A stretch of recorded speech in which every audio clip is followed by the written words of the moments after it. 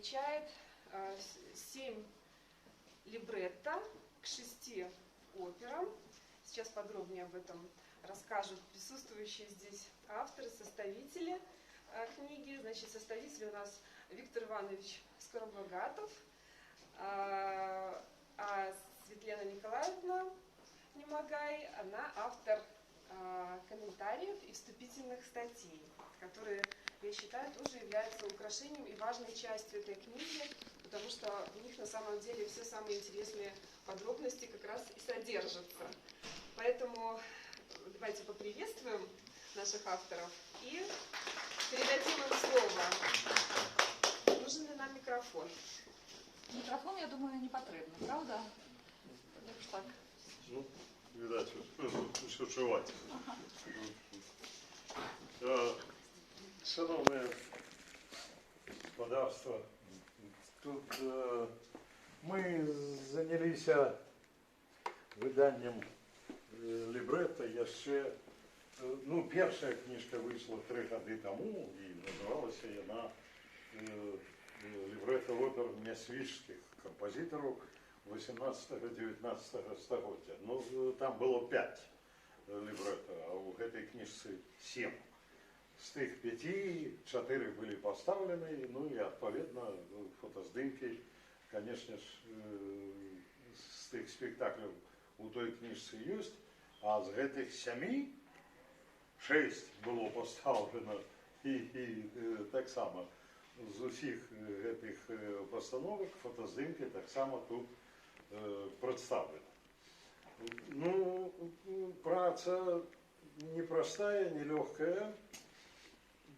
У яким сенсі?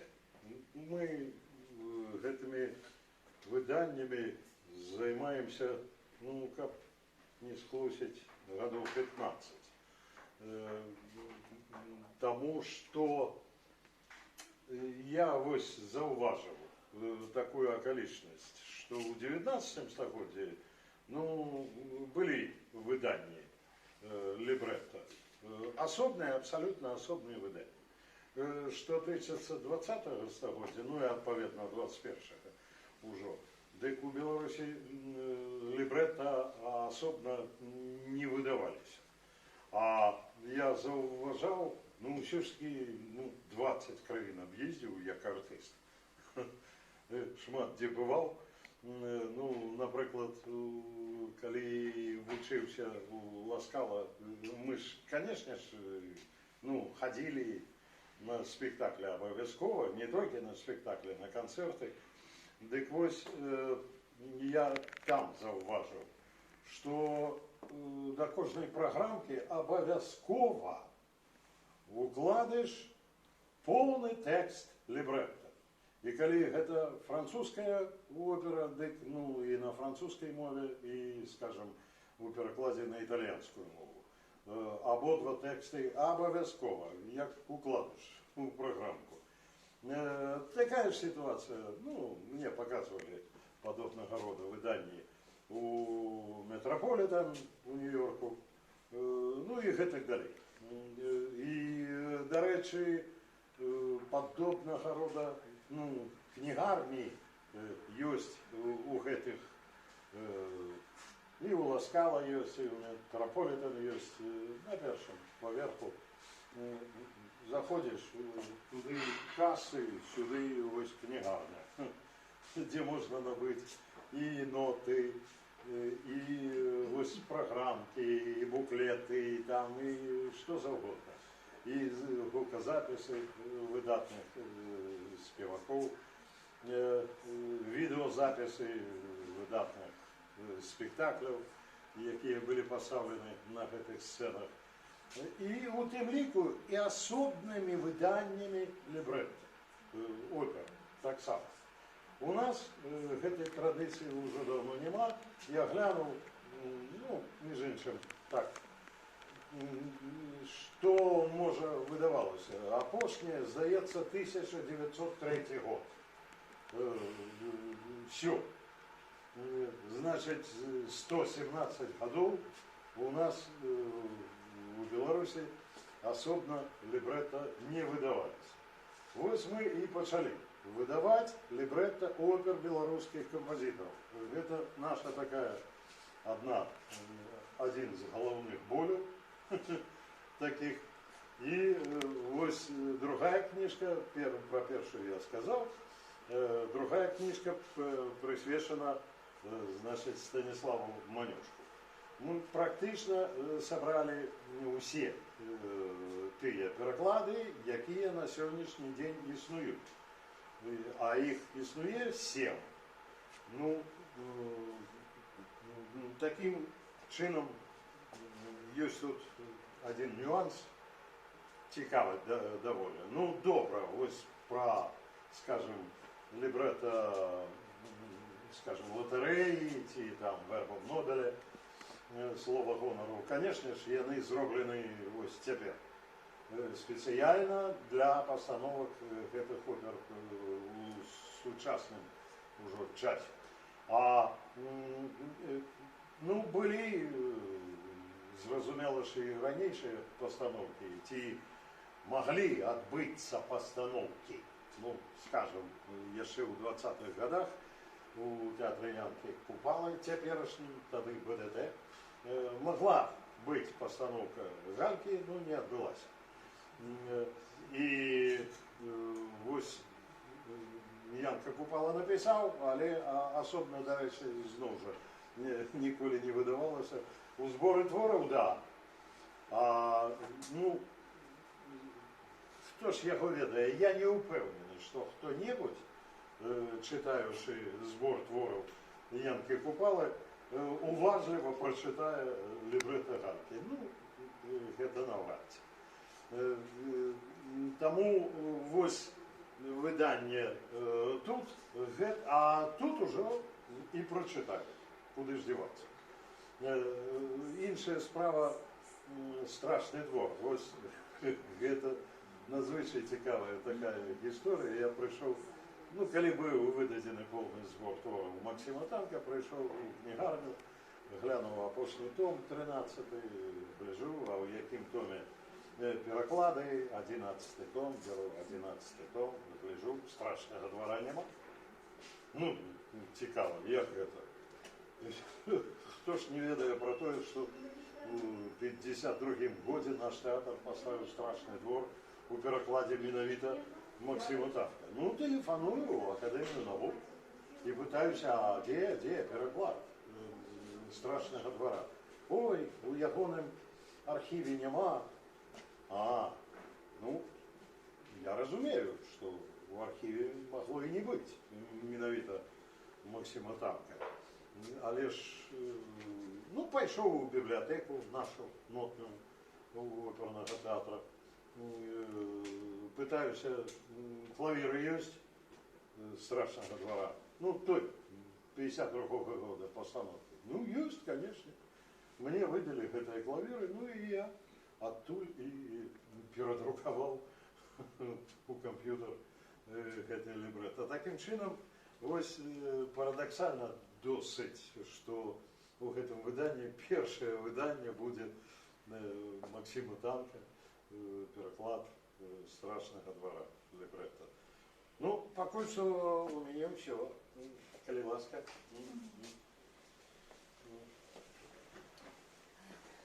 Добрый день, шановные сябры, гости, аматары творчасці Манюшкі. Трохі хотелось бы распавесці пра тое, навошта мы гэта ўвогуле робім і перакладаем оперы Манюшкі на беларускую мову. Ну, здавалася б, інтэлігенцыя наша досыць добра ведае мову польскую, мову арыгінала многіх опер Манюшкі, хоць тут таксама цікава, што не ўсе, далёка не ўсе оперы Манюшкі былі напісаныя па-польску. Самая першая яго опера, як аказалася, якая называецца «Die Schweizer Hütte», альбо «Швейцарская хатка», была напісана яшчэ маладым Станіславам Манюшкам в Берліне. Яна напісана была на нямецкае лібрэта Карла Блюма. Былі таксама у яго оперы, скажем, Тайш Бетлі, на французскае лібрэта, ну, але ведаем, што большасць на лібрэта польскае. Ва ўсім свеце, як мы ведаем, існуе вельмі цікавая такая, ну, тэндэнцыя не перакладу опер з мовы арыгінала. Тады выкарыстоўваецца альбо бягучы радок, і оперныя тэатры многія вось такія салідныя менавіта прадстаўляюць оперы ў мове арыгінала, і для зручнасці ўспрымання бягучым радком ідзе пераклад. Але з операмі Манюшкі мы маем крыху іншую культурную сітуацыю. Калі мы перакладаем вакальную музыку Манюшкі, альбо камерную, альбо оперную на беларускую мову, мы такім чынам вяртаем гэтыя творы ў кантэкст таго інтанацыйнага і моўнага асяроддзя, у якім творчасць Манюшкі, яго талент фарміраваўся, і тое асяроддзе, якое для яго былі вельмі натуральнымі і роднымі. І здараюцца вельмі такія цікавыя сітуацыі, калі самі палякі пры перакладзе, напрыклад, тых ці іншых фрагментаў на беларускую мову кажуць, як гэта добра гучыць, як гэта гучыць натуральна. І я сама асабіста з гэтым сутыкалася. І я таксама. Вось, калі мне таксама давялося перакладаць некаторыя лібрэты, у тым ліку з гэтай кнігі, і песні Манюшкі, і часам, ведаеце, надыходзіць такое пачуццё, што, власна кажучы, я не перакладаю, а я проста кажу гэту музыку па-беларуску, так як яна і павінна гучаць. Вось. І працэс перакладу Манюшкі на беларускую мову, ён надзвычай робіцца такім натуральным і прыемным.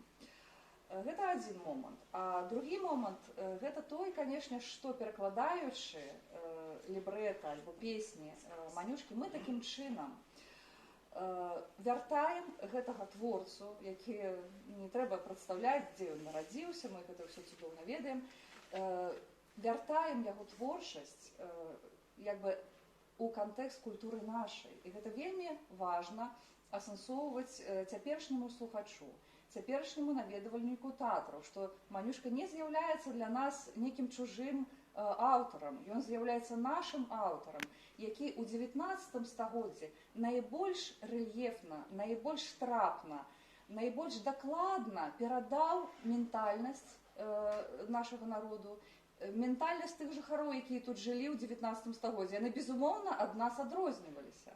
Але, тым не менш, яго смела можна назваць песняром 19 стагоддзя, самым яркім песняром гэтай нашай зямлі.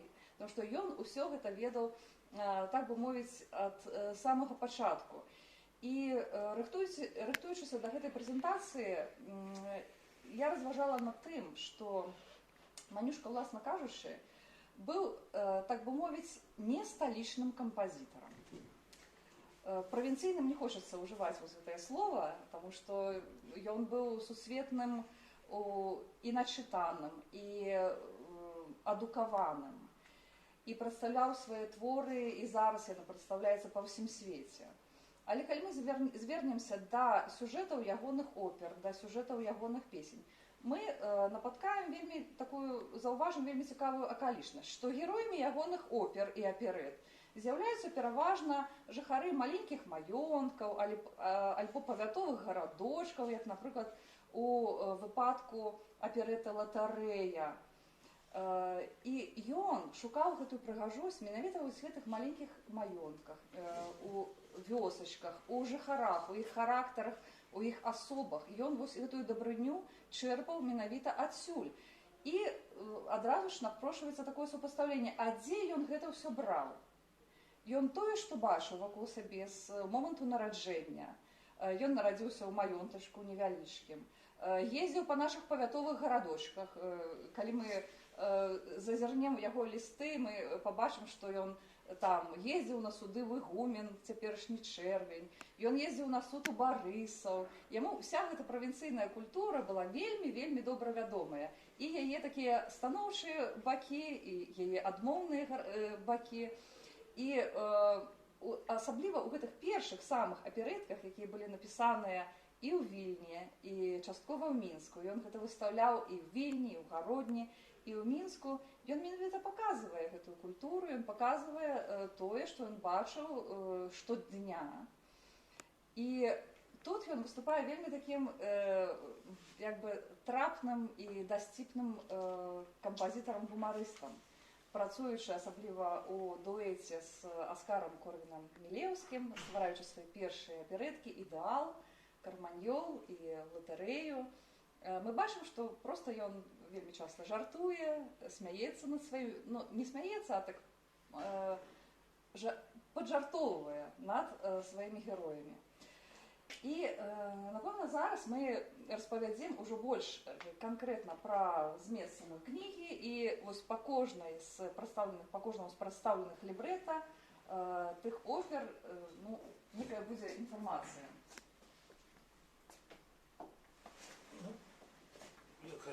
Латарэя.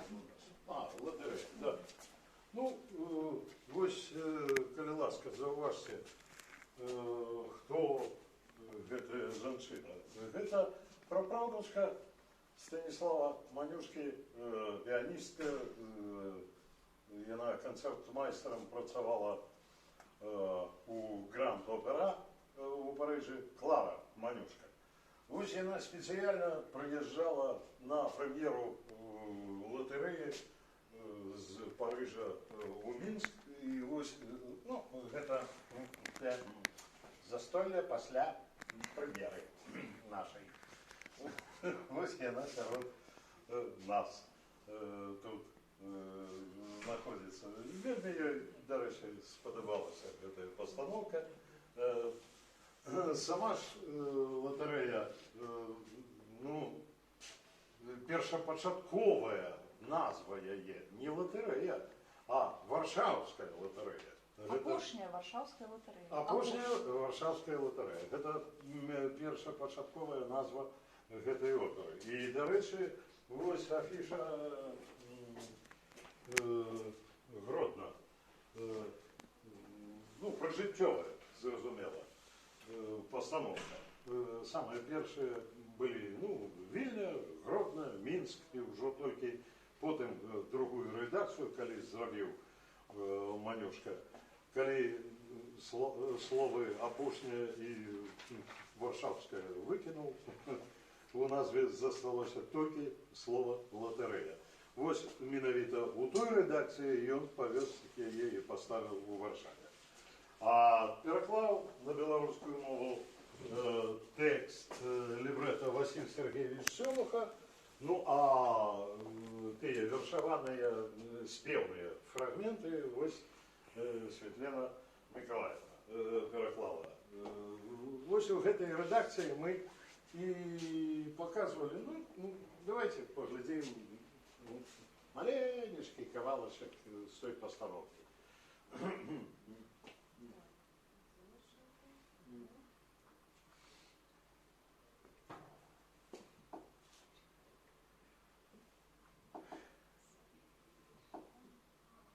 Лотерея.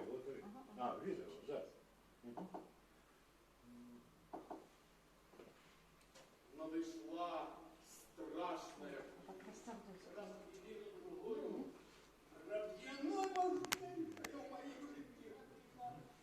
Ах, фортуна!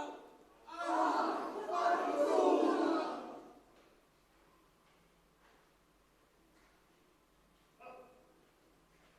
Панове, ось таблиця. Покажу тебе. По черзе. По черзе.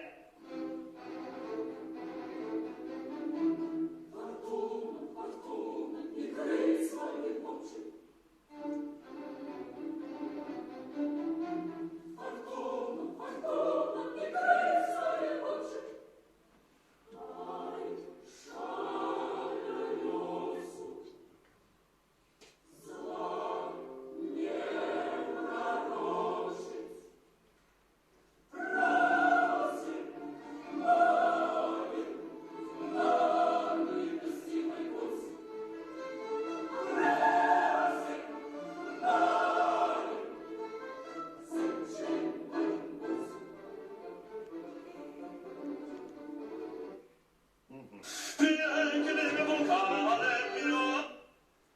чому вибрав, скажем, на постановку Байдел менавіта лотерею?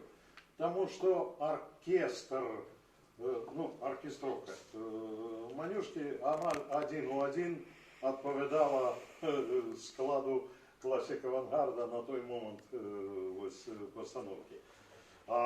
Мы от початку хотели показать это у концертном варианте, но тем не менш так атрымалася, что у процессе репетиций ой-ой-ой-ой, як сподобалася артистам гэтая п'еска, и с задовольнением зрабілі менавіта спектакль. Так что хоть там и декораций нема, тем не менш вельмі так цікаво атрымалася. И двойчы мы показывали это у 2009 и потом праз 2 годы у 2011 году. И полная зала была и в одном, и в другим выпадку. Вот такая пьеска цікавая. Ну, далее наступное, что у нас Карманёв, калі ласка. Дальше, може, некалькі слоў пра латарэю, літаральна тое, што прыходзіць да галавы. Манюшка, калі ён першы раз прыехаў з сваім дзядзькам Александрам у Вільню, а ён з 1835-го пачаў досыць часта туды наведвацца.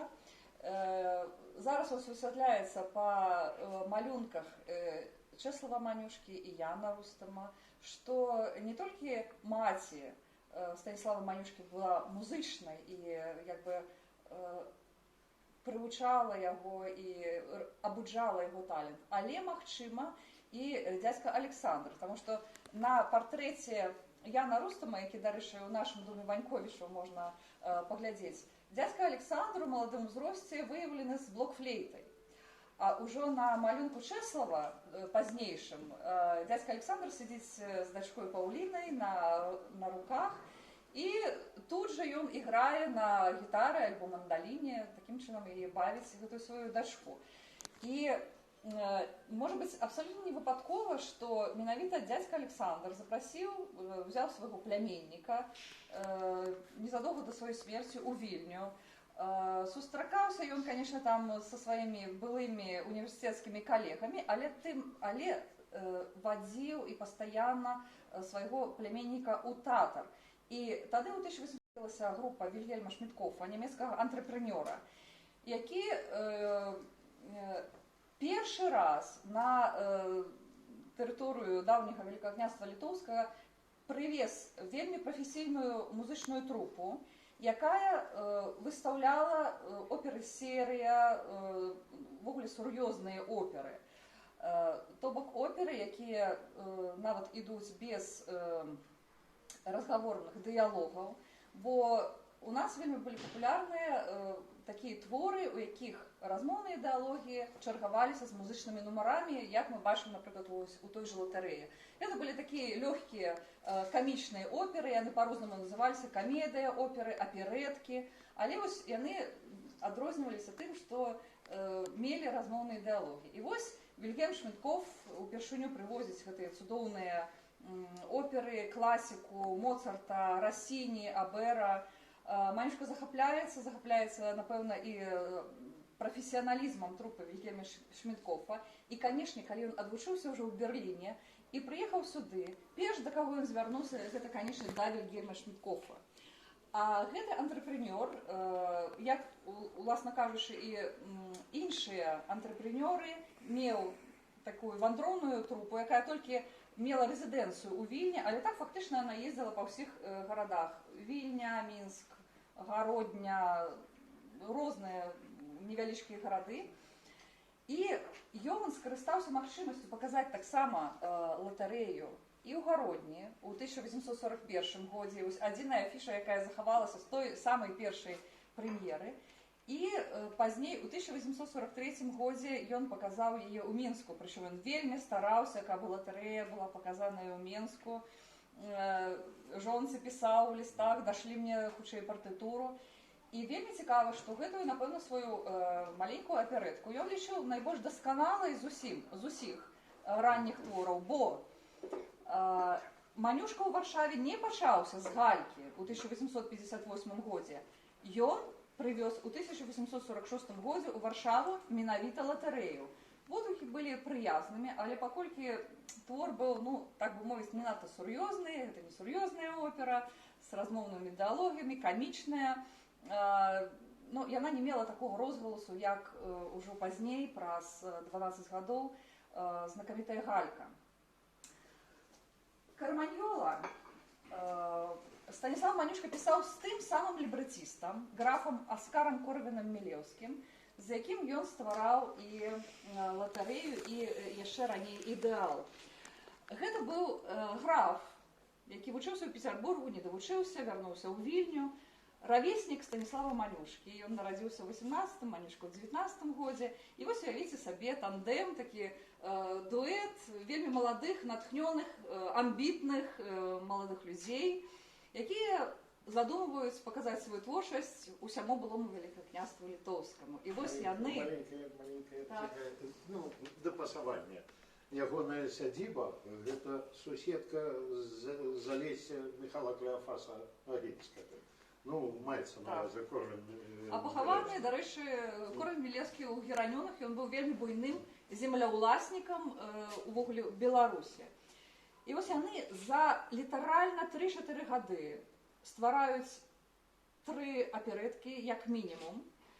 І яшчэ, магчыма, у іх планах, але не рэалізаваных, была опера «Твардоўскі» на такі фантастычны сюжэт, таму што Манюшка шукаў гэтага сюжэта і нават анансіравалі оперу «Твардоўскі» у петербургскіх выданнях, але ніякіх слядоў гэтай оперы не засталося. Што ж такое карманьол? Гэта, перш за ўсё, ностальгія па напалеонаўскіх часах. І ў гэтым плане Манюшка ведаў вельмі і вельмі шмат, таму што 3 ягоных дзядзькоў, то бок 2 дзядзькоў і ягоны бацька Чэслаў, яны уступілі ў свой час у напалеонаўскае войска. Самы старэйшы дзядзька Ігнацый, ён нават вітаў маршалка Даву у прадмесцях Мінска урачыста. Была урачыстая імша ў нашым катэдральным касцёле з гэтай нагоды. Пазней ён яшчэ стварыў 21-й полк гэтых конных стралкоў для Напалеона за ўласны кошт. Дзядзька Дамінік таксама хадзіў на вайну. Ну і, канешне, Чэслаў Манюшка бацька, які быў аднавокім, але нягледзячы на сваё калецтва, якое ён атрымаў у дзяцінстве, ён быў настолькі камунікабельным, ён быў настолькі разумным у чалавечых стасунках, што служыў пры штабах ажно 3 французскіх генералаў. І, канешне, яму было што распавесці свайму сыну, безумоўна. Тым больш, што ён быў такім цудоўным па ўспамінах сучаснікам расказчыкам. І вось у ягоных альбомах, якіх у Варшаве захавалася, калі я не памыляюся, 15, ён вельмі шмат кідае вось гэтых накідаў з вайны. І тут шкада, што не прадстаўлена вельмі цікавы фотаздымак. Першы фотаздымак ёсць, так?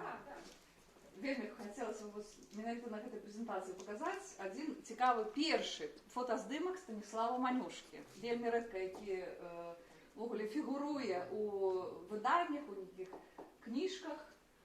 Так, ну, давайте ось гэта возьмем. Гэта дагератып. Першыя здымкі, фотаздымкі, які быў зроблены ў 1847 годзе. І давайте звернем увагу на паставу Станіслава Манюшкі. Нікога не нагадвае.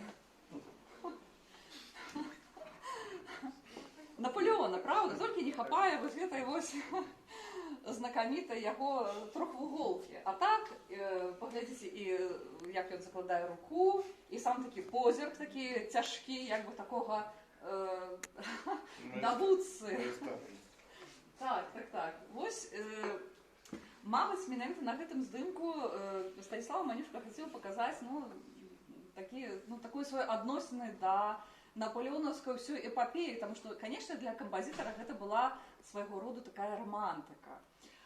Сама назва «Карманьол», яна не звязана са знакамітай рэвалюцыйнай песняй «Карманьола», але з горадам Карманьола, якая знаходзіцца ў вобласці П'емонт, у якой і адбываліся падзеі, якія апісаныя вось у гэтай аперэтце.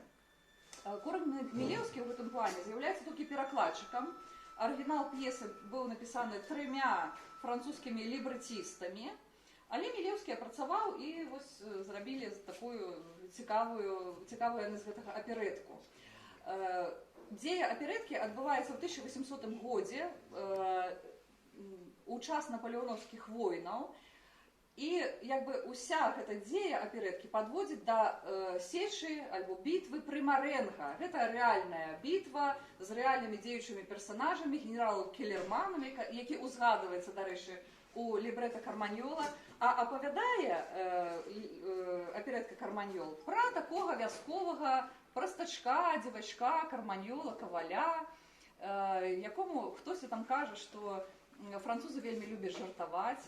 І нягледзячы на тое, што над галавой Карманьола вісіць кара смерці, ён, дзякуючы свайму гэтаму прастацтву, весь час неяк вось пазбягае гэтага расстрэлу. І ў гэтым плане яго персанаж вельмі нагадвае, канешне, будучага швейка Ярослава Гашака. Гэта як бы вось прататып менавіта швейка. Ну і, напэўна, паглядзім нейкі фрагмент з пастаноўкі. Пастаноўка ажыццявілася...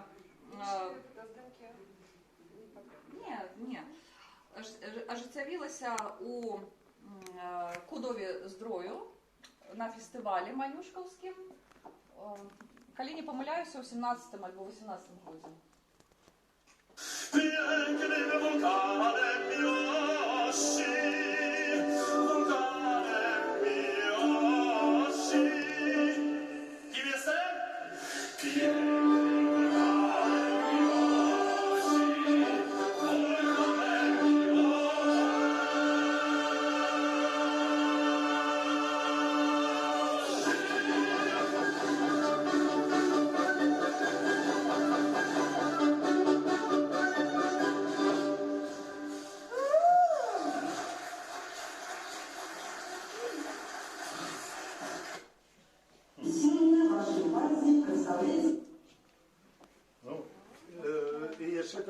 Маленькая деталька относно Карманьола, что дивно, что ніякой забороны этой оперы нават и близко не было, что у той же час, между іншим, сама пьеса французская до показу, як пьеса у драматичних театрах у Російській імперії була заборонена.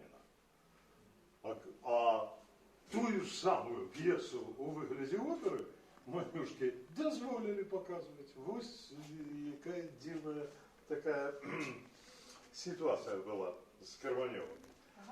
Галька. А там некие якобинские идеи у них, что там?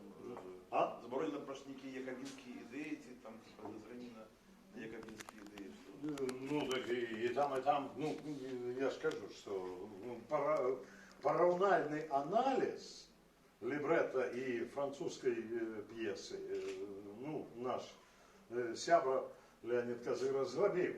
І фактично, ну, ніякої розниці абсолютно, ну, просто допасовані тільки ті фрагменти, які співаються.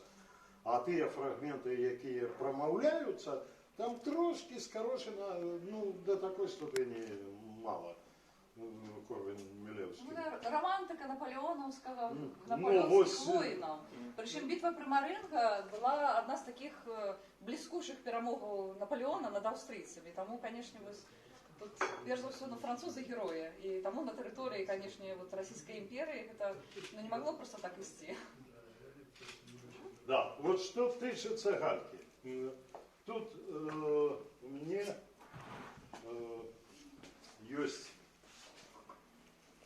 мое уласное такое, ведаете, уже адчуванне менавіта музычнае, я б так сказал, что, ну, зразумела, что сярэдзіна 19 стагоддзя гэта час росквіту романтычнай оперы, прычым калі паглядзець на самыя знакамітыя і галоўныя, якія у той час прадстаўляліся у свеце, гэта, канешне ж, былі трагедыі. У Верді, паглядзіце, Дон Карлос, Аіда, і гэтак далей, і гэтак далей. І галоўнымі героямі гэтых опер, канешне ж, былі альбо богі, альбо каралі, і гэтак далей. Што тычыцца прасталюдзінаў, галоўнымі героямі яны маглі быць толькі у камедыйных сюжэтах, у операх. А што тычыцца трагедыі, ні ў якім разе. Можа таму і напаткала непрыняцце, скажем, парыжскай публікай Кармен. Можа таму было непрыняцце венецианской публикой Травиаты Верди. Это были провалы, знакомитые провалы. Як можно, как проститутка была головной героиней драматичной оперы? Такого не могло быть, и венецианцы категорично не усприйняли Травиату Верди от початку. І вона значно пізніше набула ту популярність, яку має сьогодні. Але Фігаро хіба гэта... А? Фігаро хіба гэта не простолюдин? Фігаро? Фігаро комічна опера. А я кажу про трагічні опери.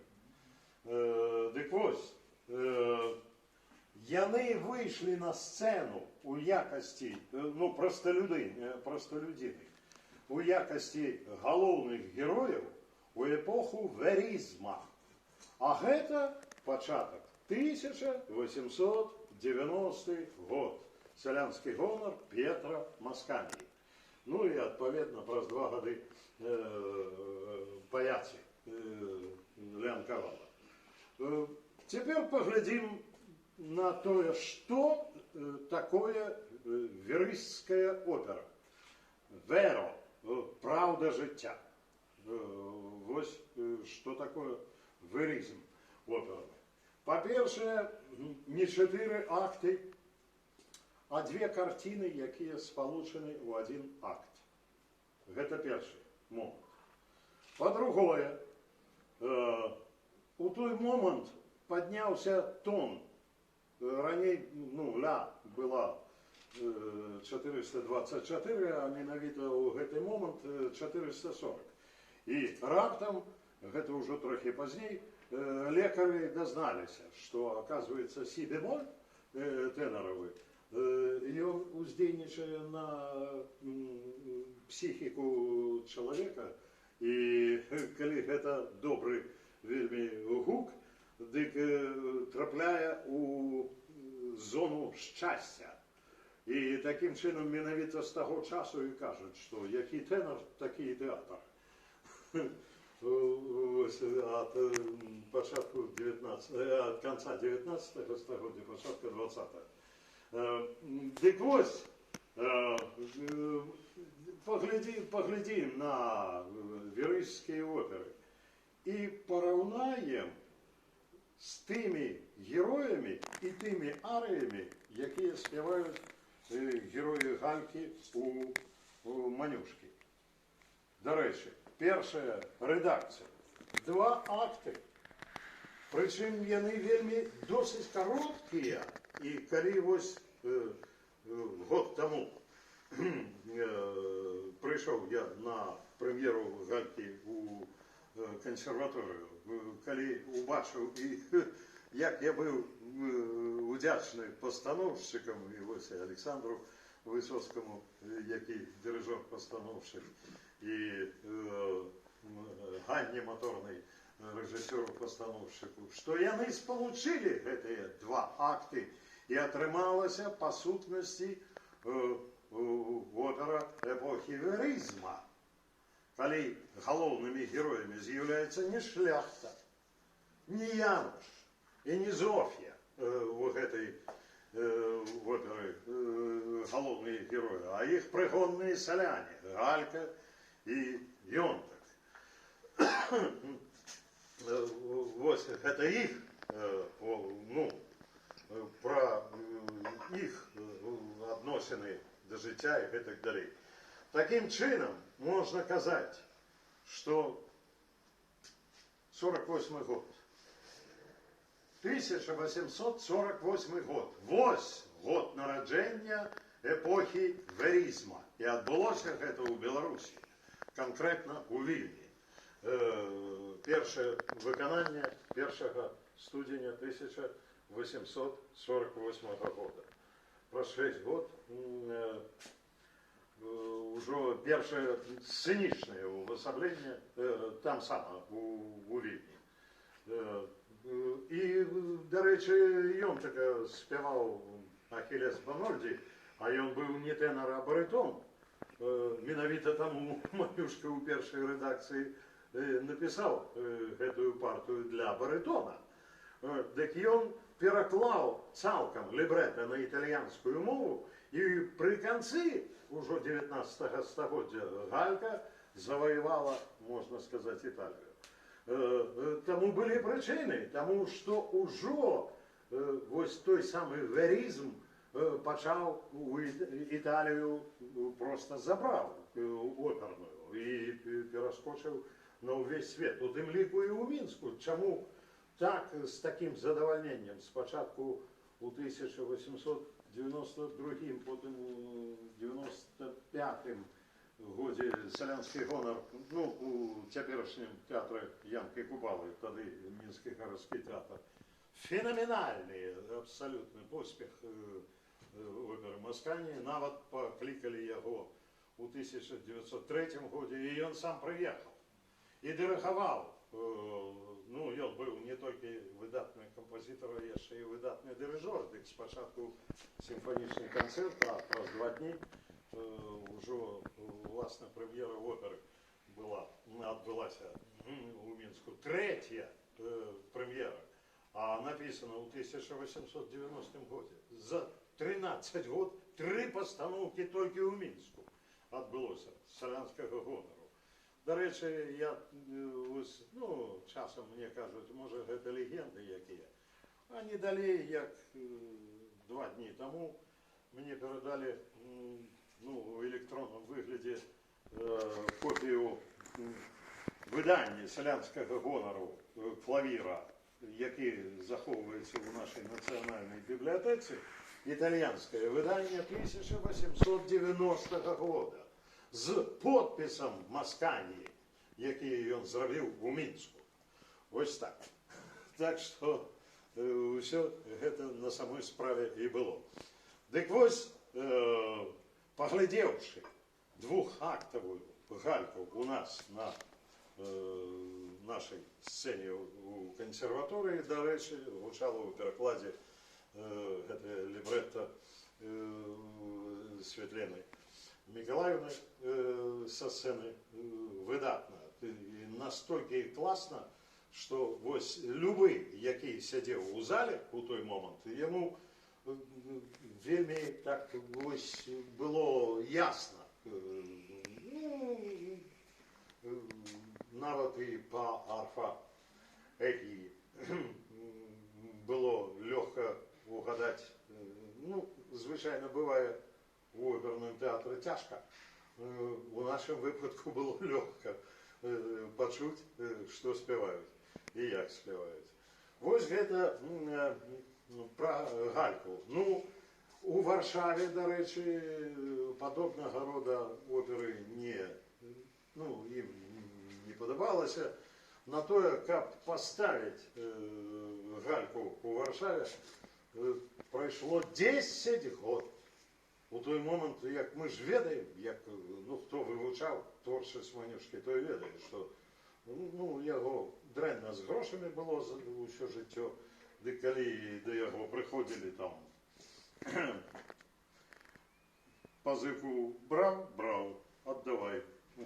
Він садився за стол, писав ну, романчик, який там, п'єску, яку віддайте у видавецтво, ну, за годину.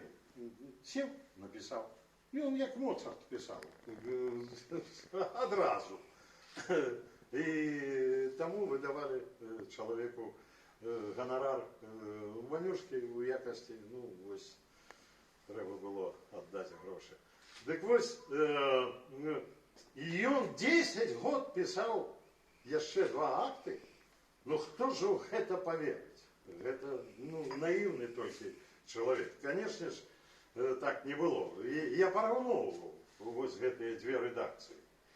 Глядим, а что, вот этого тут нема, что это полонез, ясно, вот этого нема, а это что, мазурка, ясно. Покуль у этой оперы не з'явилися тыя фрагменты, якія адчуваюцца палякамі як Польшча, до того часу гальку у Варшаве і не ставили, яна ім не патрэбна была. Тым болей, што, між іншым, музычны, як бы гэта сказаць, музычны код гэтай оперы, ён настолькі беларускі, ну, зноў жа можна пачытаць у польскіх выданнях, што там, скажем, фольклор не цытаваў, ну, забываюцца дапісаць яшчэ адно слово, польскі фольклор не цытоваў. Адкуль яму было яго ведаць, што ён польскія народныя песні слухаў у Губелі ці ў Мінску чуў. Калі ён чуў гэтыя нейкія песні на беларускай, то есть на польскай мове, дык гэта былі аўтарскія песні, а ўвогуле не фольклор. А фольклор, калі ён чуў, дык гэта быў беларускі фольклор. Ці цытировал ён фольклор? Ну, конечно ж. Той самый Рыгор Романович Ширма записал у Червенскім районе, иначе кажучи, на родиме Манюшки, белорусскую народную песню «Стала ты калиной, обнял бы тебе я». Ту самую песню, якую мы ведаем, и увесь свет ведает, як арию Гальки. З оперы А Гальки. я його спорить, як я її нема. Да. Тое самае, дарэчы, і з думкаю Йонтака. Ну і не толькі. Карацей, ён думаў тымі самымі, як бы гэта сказаць, генамі музычнымі, якія думае кожны беларус. Вось адкуль такі неверагодны поспех Галькі, дзе б яна не ставілася. Ну, просто таленавіты, надзвычай таленавіты, гениальны, адораны кампазітар гэта увасобіў у сваім гениальным творе. Ну, вось што я хацеў сказаць. Да, вось, да, такія дэталі. Стоп. Ну, вось, у гэтым узросце Янка Купала пераклаў Гальку 4-актавую на беларускую мову. Чаму? А таму, што яго пра гэта попросил директор белорусского драматичного театра БДТ, сьогоднішнього театру Янки Купали, Вячеслав Селих. А ось, до речі, тогочасний фотоздимок театру Янки Купали, солісти, оркестр, хор Тиравського. Чому Селих вирішив попросити Купалу, каб ён переклаў? Ён же ж, выдатны, великий спевак был, и его запросили, одни и те же партии менялись в Мариинском театре, то Шаляпин, то Селих спевали. И его запросили до дому, он же сам з Лагойска, и вось он приехал, стал директором театра и вырашил, что театр повинен узнавить, не просто узнавить жанр оперный у Мінску, а створить умови для того, каб так і адбылося, з'явилося музичне училище, потім консерваторія і да ўсяго гэтага цэлях меў дачынення. І каб адбываліся гэтыя падзеі, трэба было, каб з опернай сцэны гучалі оперы. І ён папрасіў Купалу, каб той пераклаў князя Ігора і Гальку. Ну, князя Ігора зразумела чаму, таму што, ну, па-першае, гэта цяпер не кожны ведае, а тады інтэлігентныя людзі гісторыю ведалі, што баян увогуле Мінчук, і слова о полку Егореве написано на старобеларускай літаратурнай мове. Гэта одно. Ну, да, князя Ігора так Купала і не дабраўся, хоць слова ён пераклаў цалкам. Што тычыцца Галькі, зноў жа, вось, дзякуючы унучатаму пляменніку Вячаслава Селіха, Сергею Селіху, які напісаў кнігу пра свайго знакамітага продка. Там вось прыводзіцца цытата ягонага ліста да сябра з Марыінскага тэатра, што, ну, хто ж не ведае пра тое, што Манюшка Мінчук, але мы не можам, урэшце, так сталася, што мы не можам паставіць Гальку, тому что не хапаем, ну, ни артистов оркестра, ни артистов хора, ни солистов на такую могутную з'яву, якой з'являецца Галькі. І толькі праз 4 гады, в 22-м годзе ён заказаў, а у 27-м годзе, значит, праз 5 год, была поставлена упершыню опера у Мінску на беларускай мове. Гэта была опера Даргамышскага «Русалка», дзе, дарэчы, Селях праспяваў, ну, млынара сам. Паколькі, ну, у бок адсунулі Гальку, ну, дык першапачатковы варыянт Янка Купала так і пакінуў, не працягнуўшы працы над увасабленнем ужо сцэнічным. І там ёсць несупадзенні, ну, моцных доляў у словах і у музыцы. Вось чаму яна не вось гэты тэкст не можа быць скарыстаны для увасаблення на опернай сцэне цяпер. Но рэдакцыйна, калі падвесці, ну, як вось, власна кажучы, Светлана Миколаевна і зрабіла со сваім перакладам Галькі двухактавай. Гэта ж абапіралася на пераклад Купалы у тым ліку. Ну, так што як літаратурны помнік, як гістарычны помнік нашай культуры, канешне ж, купалаўскі пераклад мае вялікую цікавасць. Поехали далей. Сёння вашай увазе прадстаўляецца спектакль опернай студіі «Галька» Станіслава Манюшкі.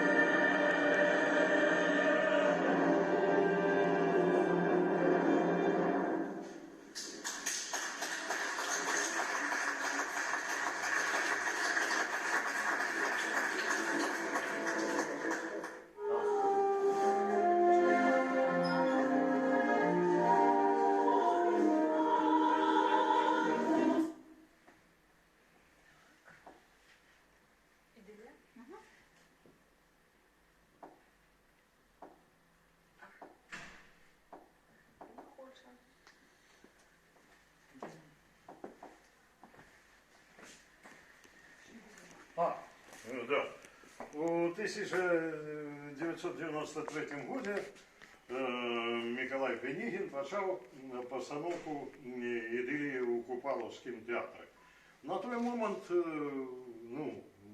уже была знойдена сторонка, одна только сторонка, и надо выдана, уже была ария Бонавентури Викрутача. Ах, конечно ж, композитор Кур'ян, який писав музику до гэтага спектакля, яе скарыстаў. Але у гэты момент Язэп Янушкевич ездзіў, а ён аўтар монографій пра творчасць Дуніна Марцінкевича, ён ездзіў у Польшу і знайшоў там правнучку Дуніна Марцінкевича, пані Стефанію Сасновскую.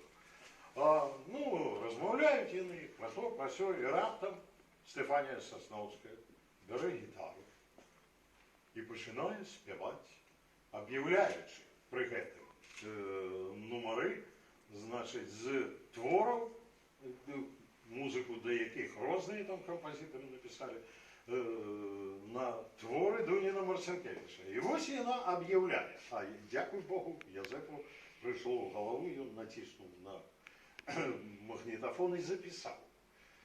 Сцена Навума Приговорки з опери «Селянка». І починає співати. Як пайшов же наш каваль, з каваліхаю на баль, дай марудно ж'ємний де. Ну, короче, кажучи, дякую Богу, Язеп виведав ту самую ідилію о Мальті не на пам'ять. Тому, конечно ж, ён ведаў, што там ёсць досыць багата фрагментаў, якія былі напісаны менавіта па-беларуску, на беларускай мове. І яны выконваліся. Але ж, паколькі цалкам амаль страчана ўсё з «Селянкі». Правда, вось месяца 2 ці 3 таму Светлена, прошу прабачыць, звярнула увагу, яна знайшла яшчэ один фрагмент музычны. Гэта дуэт Караля і Юліі. Невялічкі фрагмент, но тым не менш, ён ёсць музычны. Так што, як у Булгакова рукапісы. Просто перакрэслены на адваротным баку вось гэтага рукапісу спеву камісара. Ах, да. Але па словах і ўсё, і па самому, это ён. Ага, так што, вось, дарэчы, звярніце ўвагу. Тут орда і выява Нясвіжа. Нясвіж, па сутнасці, гэта то самае месца, дзе ў Беларусі нарадзіўся свой жанр оперы, свой оркестр, свой композитор, свой либретист, своя труппа, усе свае. І адбылося гэта ў 1752 годзе. Шчаслівае няшчасце, альбо выкраданне Европы, вось тая самая першая опера, якая ўжо менавіта свая. І напісана, і паказана яна была ў Нясвіжы. А гэта першы фактор. І другі фактор. Тая самая «Селянка», «Ідылія», да? Паколькі яна у дзень прэм'еры прастолу у 1852 годзе ў Мінску, у дзень прэм'еры была забаронена, тым не менш, труппа Дуніна Марцінкевича у 6 гарадах яшчэ показывала тую самую «Селянку», у тым ліку і у Нясвіжы сярод тых пастановак. Так што не проста так у нас яшчэ і фігуруе Нясвіж на вокладцы. А мы гадоў 20 дамагаліся, каб на плошчы Свабоды быў пабудаваны вось гэты самы помнік. Дунін Марцінкевич і Станіслав Манюшка. І што цікава, я колькі разоў заўважаў летом. Вось сидит Станислав Манюшка.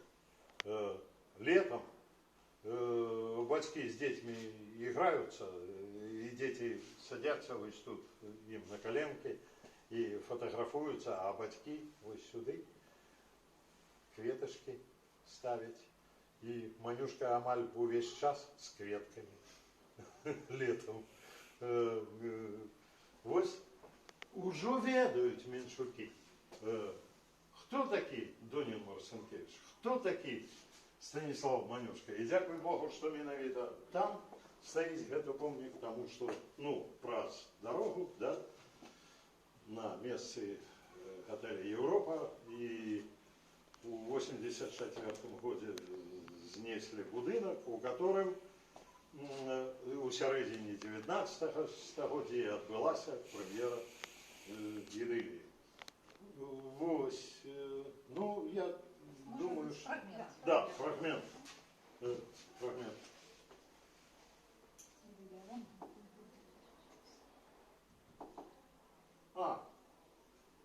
Давайте послухаем альбо-ту, альбо-ту.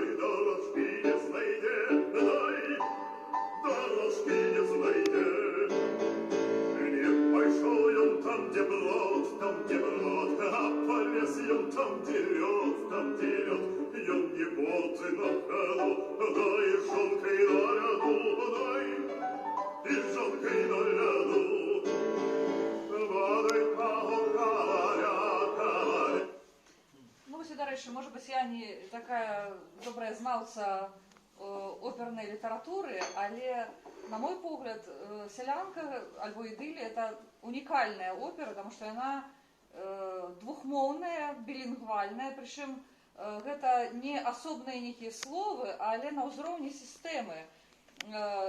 Персонажи оперы спяваюць і размаўляюць на двух мовах.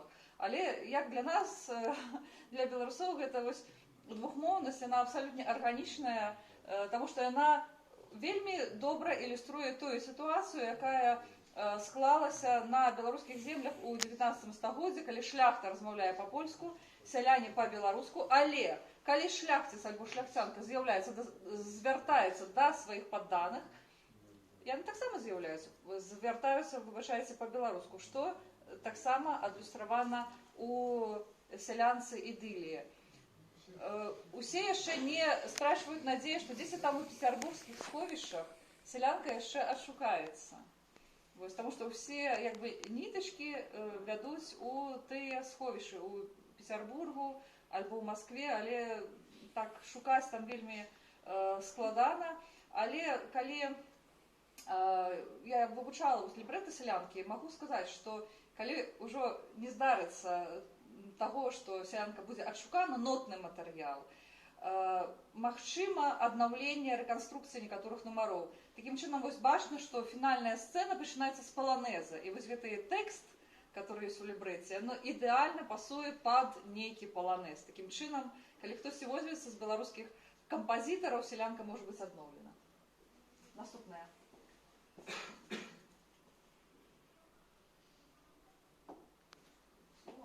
Виктор Иванович, слово вам.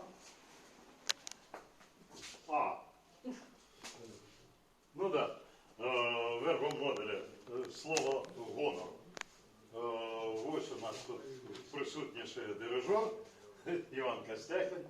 Ось він на репетиції. Алена Медзякова режисер гэтага спектакля. Ну, сёння яна на працы, яна не можа. Ну да, не можа прысутнічаць сёння тут.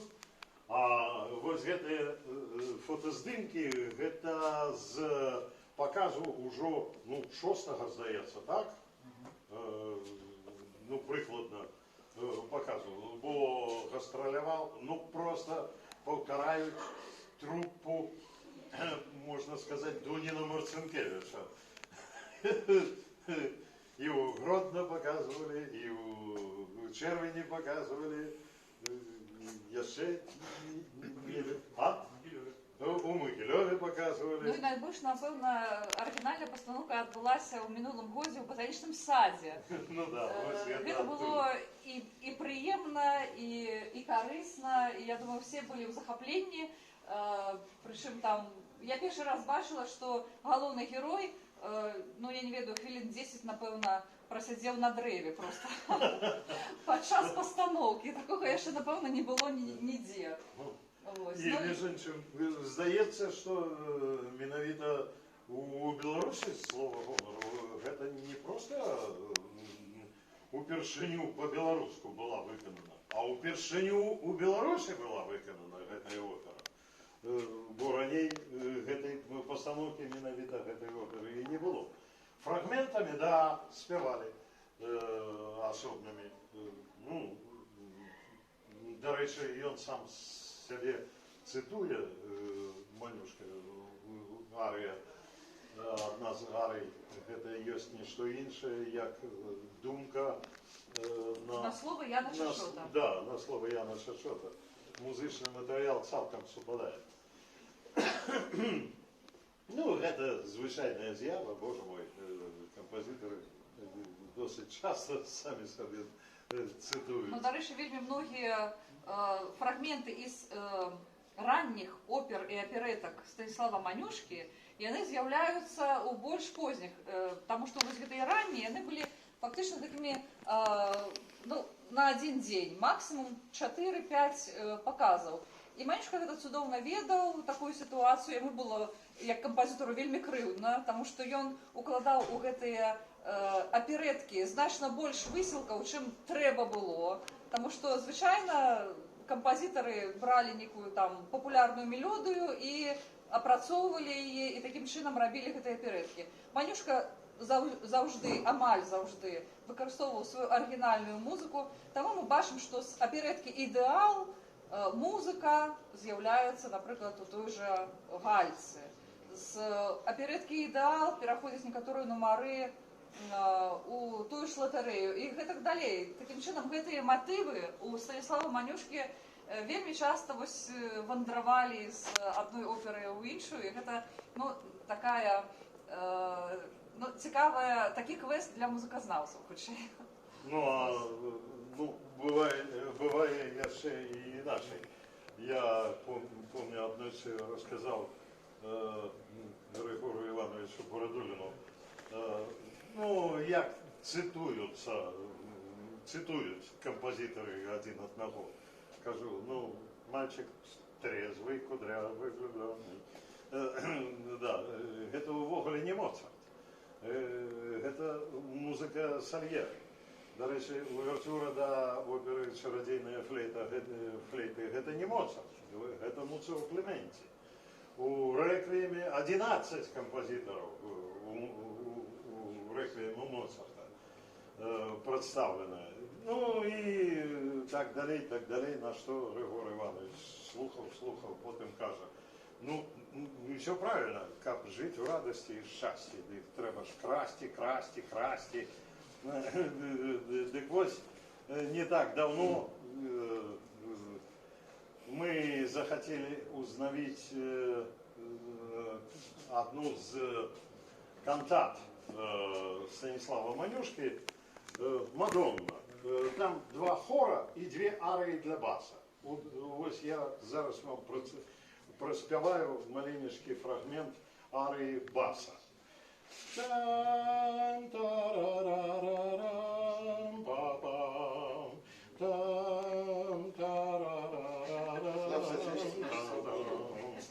Как жить в радости и счастье.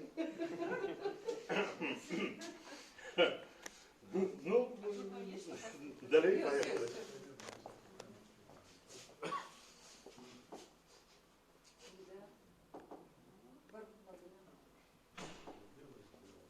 Надійшла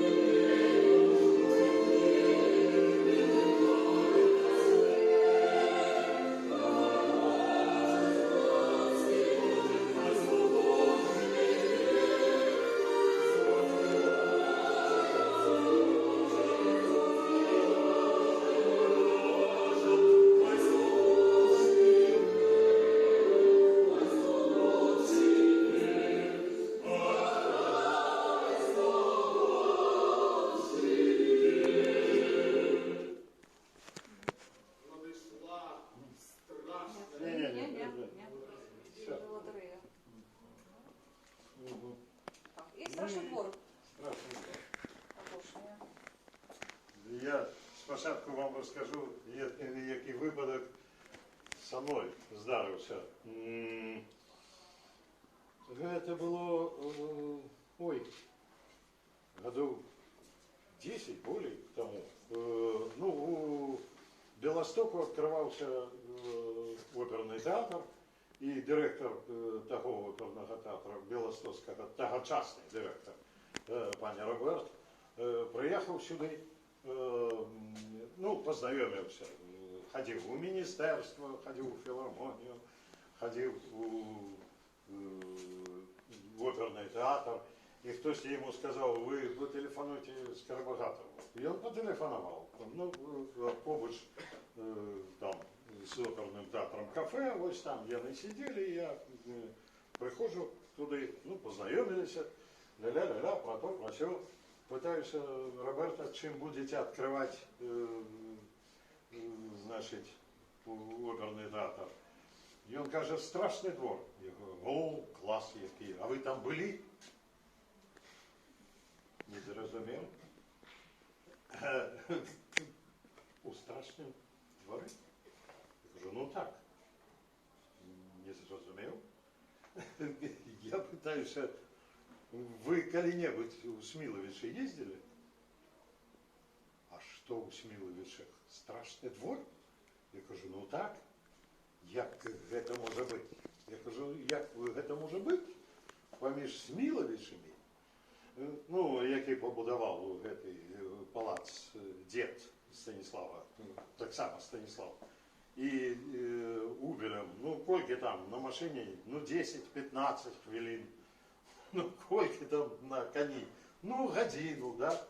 І брати, значить, Чеслав і Казимир один до другого їздили у гості досить часто. І однойче Стасик маленький дядю питається, дядя, а що ви, годинник, а він не ходить? І він каже, ні, як справді сказати правду, ну, древний я господар, що слесарем покликать, что проблема, чи что. Я ему страшилку такую, так, годинник не ходить. Але коли ополночі запіє певень, ён починає ходить сам, а там есть куранти, і вони починають бити мелодію, а ведаєш, у палаці на другим поверху є помешкання, де висять портрети. З портретів починають виходити люди.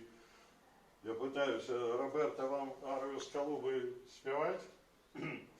Годинник гэты год ужо стоя к нейде стоить, и не отважился никто яго тут заводить. А только незнайомый, як заночує в доме, годинник наш куранти б'є, як певень запяє. І шмат кому вдалося в знаки страшного.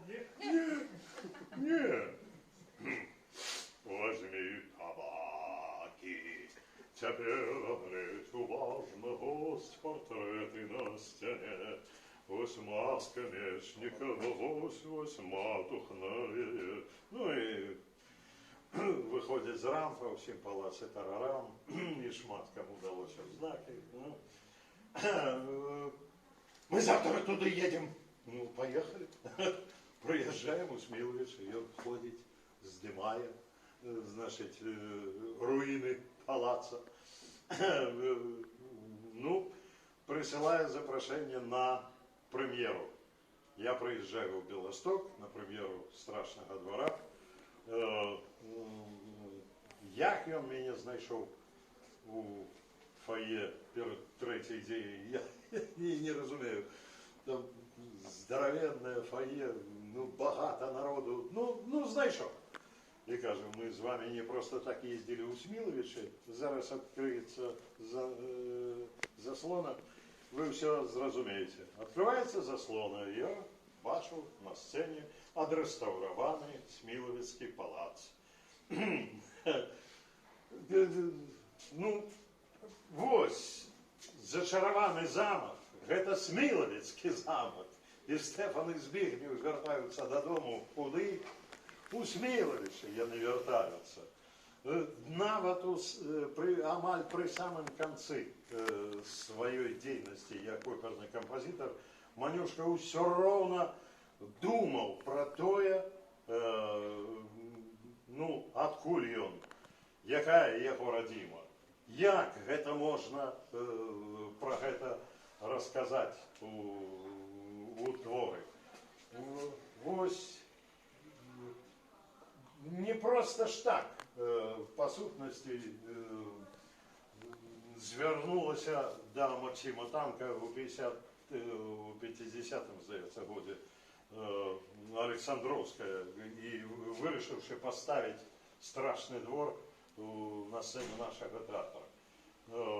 И я побачив, коли передрукував з клавіра, а это был клавір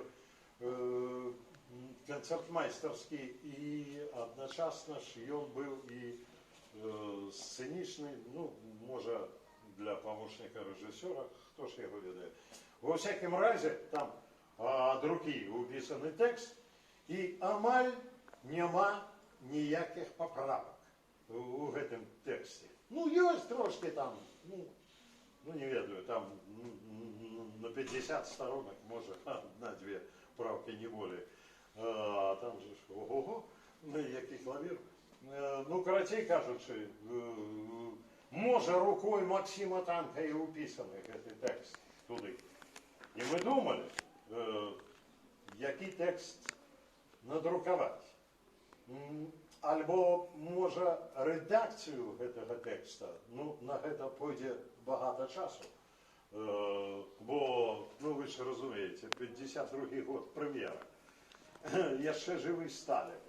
Слово «Бог», «Божья маці». Гэта абсолютно не могло нават і близко про такие словы думать. Немагчыма было. Но все ж таки мы вырашили надрукаваць менавіта тэкст Максима Танка, бо гэта не толькі сапраўды цудоўны тэкст самой п'есы. Гэта яшчэ і помнік літаратуры, ну, вось другой паловы 20-го стагоддзя беларускай у гэтым, ну, у сэнсе перакладу. І, дарэчы, яшчэ і як бы ситуация, ну, мы давно зауважили, что переклади, які ми співали, скажем, по-русски у оперному театрі, опер, лепей зараз не використовувати, а зробити нові абсолютно переклади. Бо там стільки,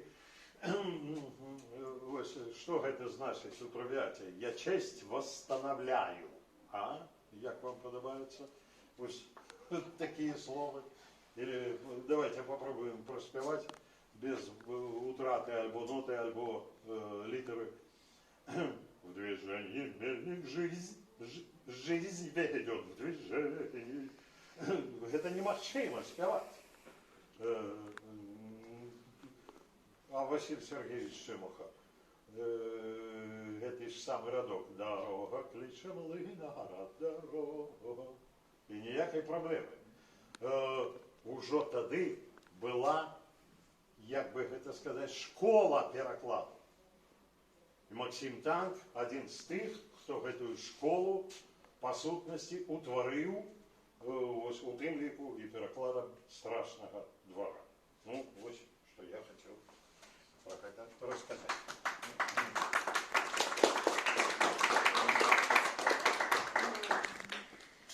Я просто завершу, что возле этой перакладчыцкай традыцыі Станіслава Манюшку уже амаль 100 гадоў атрымліваецца, потому что 1922 год это першы пераклад Купалы, оперы Галька, зараз на двары 2020. Таким чынам, ведаеце, і тады яшчэ у пачатку 20-го стагоддзя і нават у 19 стагоддзі асэнсоўвалася вось гэта неабходнасць перакладу твораў вакальных Станіслава Манюшкі і опер і яго песень на беларускую мову. І мы вельмі спадзяемся, што гэта традыцыя будзе працягвацца. Сярод нас вось дырыжоры Іван Касцяхін і Александр Высоцкі, якія ўзялі на сябе такі вельмі пачэсны абавязак пастаноўкі і вербам Нобелі, і Галькі. І мы бачым, наколькі блізкімі сталі да нас для беларусаў якраз гэтыя оперы. І мы спадзяемся, што не апошнюю оперу Манюшкі мы пабачым на беларускай мове прагучыць.